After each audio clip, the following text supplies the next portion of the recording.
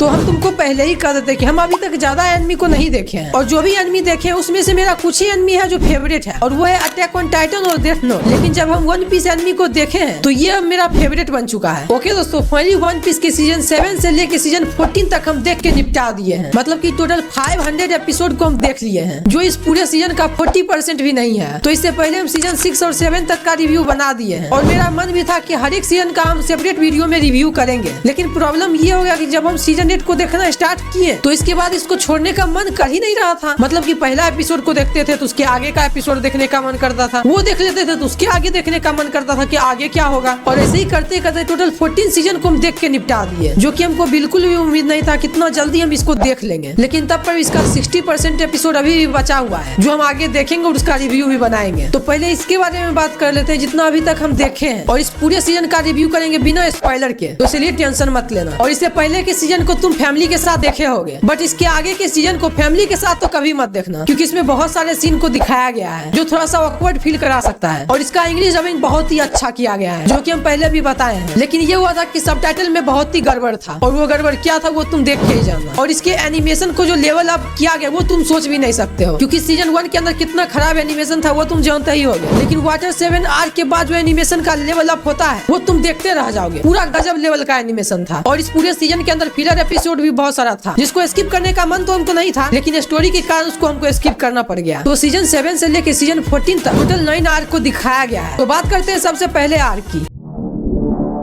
अब इस आर्क के अंदर लूफी और उसका क्रूमेट जो होता है वो स्काई आइलैंड को छोड़ देता है, और वो जब स्काई आइलैंड को छोड़ देता है उसके बाद वो डायरेक्ट गिरता है मरीन के बेस में। अब वो वहाँ से कैसे निकलेगा यही सब कुछ तुमको इस सीजन के अंदर देखना होगा। इसके अंदर ज्यादा कुछ इमोशन नहीं है, बस देख के तुमको मजा आएगा। अब बात करते हैं दूसरे आर्क की। अब इसमें हम सबको प्रॉक्सी पायलट देखने के लिए मिलता है, जो लूफी को चैलेंज करता है गेम खेलने के लिए, और जो कोई भी गेम को जीतेगा तो हारने वाले क्रूमेट का टीम जो होगा उसका एक क्रूमेट जीतने वाले की टीम में चला जाएगा। यही सब कुछ स्टोरी तुमको इसके अंदर देखना होगा, जिसको देख के तुमको अच्छा खासा मजा आएगा। और इसमें अच्छा खासा फाइट सीन दिखाया जाता है, लेकिन ये वन ऑफ द बेस्ट तो नहीं है, जो कि सिर्फ ठीक ठाक था। अब इसके बाद जो आता है वाटर 7 आर्क, उसको देख के तुमको पूरा मजा आएगा, क्योंकि इसमें एक वाटर 7 नाम का ट्रेन देखने के लिए मिलता है, जो ट्रेन पानी के ऊपर चल सकता है। लेकिन साथ ही साथ इसमें रॉबिन का भी स्टोरी देखने के लिए मिलता है। आखिर रॉबिन का पास्ट क्या था और वो लूफी के साथ आखिर क्यों है। हाँ, ये है कि इसमें नामी और रॉबिन का जो कैरेक्टर है वो दोनों का स्टोरी लगभग सेम ही लगता है। दैट मींस दोनों के साथ क्या कुछ गलत हुआ था वो दोनों लगभग सेम ही लगता है। लेकिन यहीं तक स्टोरी का एंड नहीं होता है। इसमें रॉबिन का इमोशनल स्टोरी तो दिखाया ही जाता है, लेकिन साथ ही साथ इसमें उसोप और उसके बोट का भी स्टोरी दिखाया जाता है, जिस बोट का नाम होता है मेरी। उम्मीद है कि तुमको पता ही होगा, अगर नहीं पता है क्यों ही देख रहे हो। और तीनों चीज का स्टोरी होता है बहुत ही हिट करता है, इतना हिट करता है कि तुम सोच भी नहीं सकते हो। और जहाँ तक कि तुम सबको पता ही होगा, लूफी पहले ही सीजन के अंदर रोया था, और उसके बाद लूफी कभी भी नहीं रोया है, बट अब जाके फाइनली लूफी रोता है, और एक बार नहीं बहुत बार रोता है पूरे सीजन के अंदर। और वाटर 7 के अंदर जो विलन को दिखाया वो बहुत ही पावरफुल दिखाया गया। और जहाँ तक कि तुम सबको पता होगा कि लूफी के पास सिर्फ एक ही पावर था, सिर्फ और सिर्फ स्ट्रेच कर सकता था, लेकिन फाइनली लूफी के पास 2 और पावर आ जाता है, और वो पावर बहुत ही गजब लेवल का था। और इसी के साथ 2 क्रू मेंबर का इसमें एंट्री भी हो जाता है। पहला कैरेक्टर तो रॉबिन ही था, और दूसरा कैरेक्टर फ्रैंकी होता है, जो एक साइबोर्ग होता है। अब वो साइबोर्ग कैसे है, क्यों है, किधर है, उसका भी स्टोरी दिखाया गया है, जो ज्यादा तो हिट नहीं करेगा, ठीक ठाक काम कर जाएगा। तो कुल मिला के हम इतना ही कहेंगे, वाटर 7 और एनिस लॉबी जो आर्क है वो तुम्हारा फेवरेट बन जाएगा जब तक तुम इस सीजन को देखोगे तब तक। लेकिन उसके बाद जो कुछ होगा उसके बाद तो कुछ और ही फेवरेट बन जाएगा। लेकिन ये होगा कि वाटर 7 में तुमको बहुत ही मजा आएगा, और इसके बाद तुम आगे देखने के लिए पूरी तरह से मजबूर हो जाओगे। मन करेगा ही नहीं कि तुम इसको छोड़ दो और देखते ही चले जाओगे। अब बात करते हैं अगले आर्क की, जो है इसमें हम सबको मोरिया नाम के एक विलन को दिखाया जाता है, जो किसी भी इंसान के शैडो को काट लेता है, और उसका जो बनाया हुआ ज़ॉम्बी है उसके अंदर उस शैडो को डाल देता है, जिससे वो ज़ॉम्बी जिंदा हो जाता है। तो कुल मिला के बस इतना ही कहेंगे, इसको तुमको देख के सिर्फ मजा आएगा, जो लगेगा कि हम सिर्फ देख लिए हैं, और कुछ खास इसमें नहीं है। अब बात करते हैं अगले आर्क की।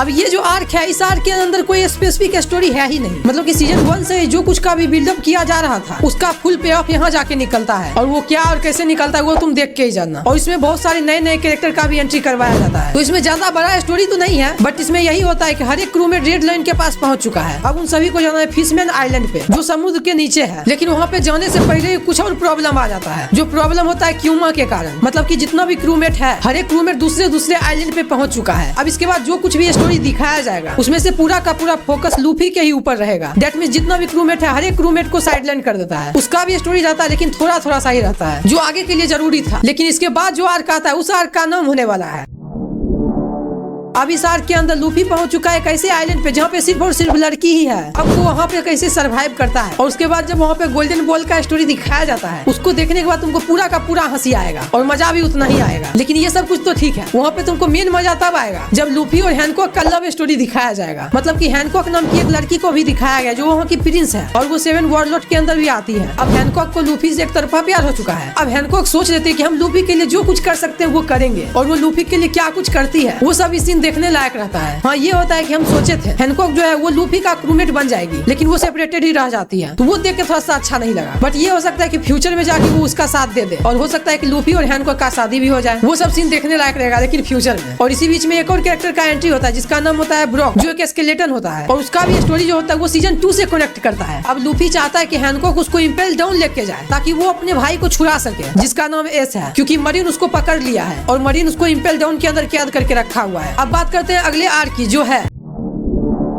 अब हैनकॉक लूफी को लेके आ चुकी है इम्पेल डाउन। अब वो वहाँ पे कैसे अपने भाई को बचाएगा और उसी बीच में कैसा कैसा बैटल देखने के लिए मिलेगा और ओल्ड कैरेक्टर का कैसे वहाँ पे एंट्री होगा, यही सब कुछ तुमको इसके अंदर देखना होगा और ज्यादा कुछ इसके अंदर नहीं है। अब बात करते हैं अगले आर्क की जो मेरा फेवरेट है, मरीन फोर्ट आर्क। अब इस आर्क के अंदर जितना भी कैरेक्टर को शुरू से दिखाया गया है हर एक कैरेक्टर को यहाँ पे लेके आ चुका है, जैसे कि कोई एनिमी एवेंजर, और साथ ही साथ इसमें व्हाइट बियर्ड को भी लाया जाता है, ब्लैक बियर्ड भी आ जाता है। मतलब कि जितना भी कैरेक्टर है हर एक कैरेक्टर को यहाँ पे लेके आ चुका है और यहाँ पर जो बैटल देखने के लिए मिलता है वो सीन देखने लायक होता है। मतलब कि इसमें तुमको हर एक चीज देखने के लिए मिलेगा, इमोशन मिलेगा, कॉमेडी मिलेगा, फनी सीन मिलेगा, बिग बिग बैटल मिलेगा, सुपर पावर देखने के लिए मिलेगा, कैसे विलन हीरो बन जाता है, हीरो कैसे विलन बन जाता है। मतलब कि इसमें अलग ही टाइप का गदर देखने के लिए मिलेगा जो तुम्हारा इंटरेस्ट कभी भी लूज होने के लिए देगा ही नहीं और तुमको इसको बिंज वॉच करने पे मजबूर कर देगा। इतना खतरनाक तरीके से इसको प्रेजेंट किया गया है, हम तो ये सोच के हैरान हो जाते हैं कि इसको आखिर बनाया कैसे होगा। अब जैसे कि पूरे सीन में बैटल चल रहा है और हैनकॉक सपना देखने लगते हैं कि लूफी से उसका शादी हो रहा है। वो सब इस सीन देखने के बाद तुमको पूरा अच्छा लगेगा और तुम सोचोगे कि सच में इसका शादी हो जाए, लेकिन वो होने वाला तो है नहीं क्योंकि वो अभी पायलट है। मतलब कि तुमको हमेशा जानने का मन करेगा कि आखिर आगे होगा क्या और इसी चक्कर में तुम आगे देखते ही रह जाओगे। तो मैं तुम सबको बस इतना ही कहूंगा, ये आर्क तुम्हारा one of the most favourite बन जाएगा। इतना खतरनाक इसका प्रेजेंटेशन किया गया है और इसमें सस्पेंस और ट्विस्ट भी अच्छा खासा डाला गया है और शॉकिंग सीन तो इतना सारा है कि तुम सोच भी नहीं सकते हो। मैं भी तुम सब शुरू से ही गौर कर रहे होगे, किसी भी कैरेक्टर को अच्छे से मरते हुए नहीं दिखाया गया है, लेकिन इस बार बहुत सारे कैरेक्टर को मरते हुए दिखाया है जो कि हम बिल्कुल भी उम्मीद नहीं किए थे। और जो कैरेक्टर मरता है वो सीन देखने लायक होता है, अगर होगा तुम सब रो भी दोगे। इस टाइप का उसका प्रेजेंटेशन किया गया है। लेकिन जो कुछ कहो लूफी बहुत ही लकी है, मतलब कि कितना ही बड़ा प्रॉब्लम क्यों ना हो उसको कुछ नहीं होगा, किसी न किसी तरीके से वो बच ही जाएगा। बट इस बार लूफी का भी किस्मत अच्छे से साथ नहीं देता है। अब बात करते हैं इसके कुछ अच्छे और खराब पॉइंट की जो तुमको इसको देखने के लिए मजबूर भी करेगा और थोड़ा सा पीछे भी खींचेगा। अब इसका अच्छा पॉइंट इसका इमोशन हो गया, कॉमेडी हो गया, फनी सीन हो गया, इसका वॉर हो गया, बिग बैटल हो गया जो पूरी तरह से टॉप नॉच है और हर एक कैरेक्टर को इतने अच्छे से बिल्ड किया गया है जो तुमको आसानी से कनेक्ट करवा देता है। अब इसमें छोटा से छोटा बच्चा जो दिखाएगा उसका भी एक इम्पोर्टेंट रोल रहता है। ऐसा तुमको कभी भी नहीं लगेगा कि इस कैरेक्टर को वेस्ट कर दिया, थोड़ा सा भी फील नहीं होता है। देख के लगेगा कि हाँ इस कैरेक्टर को अच्छे से प्रेजेंट किया गया, इसका वैल्यू सही था और इसका बीजीएम और सॉन्ग जो तुमको पूरी तरह से मजा कराएगा। कुछ सॉन्ग अच्छा भी है और कुछ सॉन्ग खराब भी है और विलन को भी इतना पावरफुल दिखाया गया कि लगेगा कि लूफी इसके सामने तो बच्चा, लूफी कुछ भी नहीं कर पाएगा। अब इसका कुछ प्रॉब्लम भी है जो उतना भी बड़ा प्रॉब्लम नहीं है, तो एक एक करके उसके बारे में बात कर लेते हैं। तो पहला इसका प्रॉब्लम यह है कि इसमें बहुत ज्यादा एपिसोड है जो मैक्सिमम ऑडियंस इसको नहीं देखना चाहेगा, लेकिन जो इसको देख लिया उसका तो जिंदगी बदल जाएगा। और हर एक सीन को इतना स्ट्रेच किया जाता है कि तुम सोच भी नहीं सकते हो, कुछ ज्यादा ही स्ट्रेच किया जाता है। हर बार सोचते हैं कि इसको थोड़ा सा कम करना चाहिए था, लेकिन मानता ही नहीं है कि आगे और स्ट्रेच करेंगे इसको। लेकिन यही इसका प्लस पॉइंट भी है क्योंकि इसका पे ऑफ आगे जाके निकलता है। अब इसके आगे के सीजन में दिखाया गया है फिशमैन आइलैंड का, जिसको हम देखना स्टार्ट कर दिए हैं और उसका भी रिव्यू कोशिश करेंगे कि जल्दी आ जाएगा। तो मैं तुम सबको हाईली रिकमेंड करूंगा कि इसको तुम जरूर देखो, तुमको पक्का इसको देख के मजा आएगा। क्योंकि अटैक ऑन टाइटन हो गया, डेथ नोट हो गया, ये सब तो बहुत कोई देखा है और तुम भी देखे ही होगे, लेकिन वन पीस को ज्यादातर ऑडियंस नहीं देखा है। तो कोशिश करो कि इसको भी देख ले। बस ये होगा कि 200 एपिसोड तक थोड़ा सा पेशेंस रखना। तो उम्मीद है कि ये वीडियो पसंद आया होगा। तो अगर जो वीडियो पसंद आया तो एक लाइक कर देना और सब्सक्राइब कर लेना अगले वीडियो के लिए। तब तक के लिए बाय बाय।